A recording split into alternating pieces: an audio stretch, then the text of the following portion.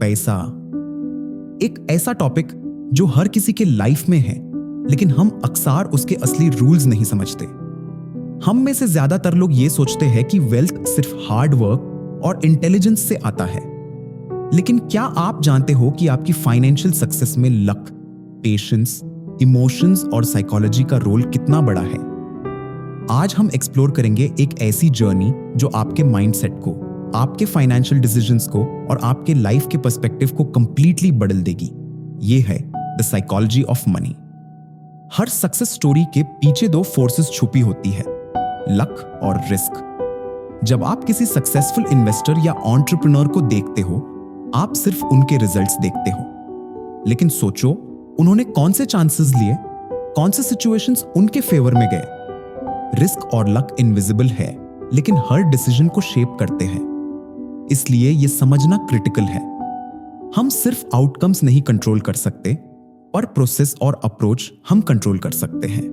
जैसे Bill Gates Harvard छोड़ के सॉफ्टवेयर इंडस्ट्री में एंटर हुआ। क्या यह पूरा प्लान था? नहीं, लक का रोल भी था। टाइमिंग परफेक्ट थी और माइक्रोसॉफ्ट की ग्रोथ के चांसेस उनके फेवर में गए, लेकिन उन्होंने प्रेपरेशन और रिस्क टेकिंग का परफेक्ट बैलेंस मेंटेन किया। यह लेसन हर फाइनेंशियल डिसीजन में एप्लीकेबल है। इंसान कभी सेटिस्फाइड नहीं होता, हम हमेशा और चाहते हैं। अगर आप कंटिन्यूअसली कंपैरिजन करते हो दूसरों से, तब कभी कंटेंट नहीं हो पाओगे। ट्रू फाइनेंशियल फ्रीडम का मतलब है अपनी नीड्स और वैल्यूज को समझना। पैसा आपके लाइफ का टूल है, गोल नहीं। जब आप अननेसेसरी कंपैरिजन छोड़ देते हो और अपने लाइफस्टाइल के हिसाब से डिसीजन लेते हो, तब आप फाइनेंशियली और इमोशनली स्टेबल बन जाते हो। एग्जाम्पल, एक बिलियनर भी अपनी लाइफ में स्ट्रेस फील कर सकता है अगर वो कंटिन्यूअसली मोर के चेस में हो, लेकिन जो लोग रियलिस्टिक और रीजनेबल एक्सपेक्टेशंस रखते हैं, उनकी फाइनेंशियल सेटिस्फैक्शन हाई होती है। सबसे अंडर एस्टिमेटेड पावर है टाइम और कंपाउंडिंग। अगर आप अर्ली एज में थोड़ा इन्वेस्ट करते हो और कंसिस्टेंट रहते हो, लॉन्ग टर्म में जो रिजल्ट मिलेगा वो एक्स्ट्रॉर्डिनरी होगा। लेकिन अक्सर लोग छोटी इन्वेस्टमेंट्स को इग्नोर कर देते हैं और शॉर्ट टर्म रिजल्ट्स के लिए इंपेशेंट हो जाते हैं। कंपाउंडिंग का सीक्रेट है पेशेंस और डिसिप्लिन। सपोज आप 25 साल की एज में 1000 रुपए पर मंथ इन्वेस्ट करते हो at 10% एनुअल रिटर्न। 40 साल बाद आपके पास लगभग 2 करोड़ रुपए आ सकते हैं। बस पेशेंस और कंसिस्टेंसी की जरूरत है। यही रीजन है कि लॉन्ग टर्म माइंडसेट सबसे पावरफुल फाइनेंशियल स्किल है। वेल्थ बिल्ड करना और वेल्थ मेंटेन करना दो अलग स्किल्स है। फास्ट सक्सेस के लिए हाई रिस्क ले सकते हो, पर लॉन्ग टर्म में सस्टेन करने के लिए इमोशनल कंट्रोल और ह्यूमिलिटी जरूरी है। वेल्थ सिर्फ नंबर्स का खेल नहीं, बल्कि माइंडसेट और बिहेवियर का रिजल्ट है।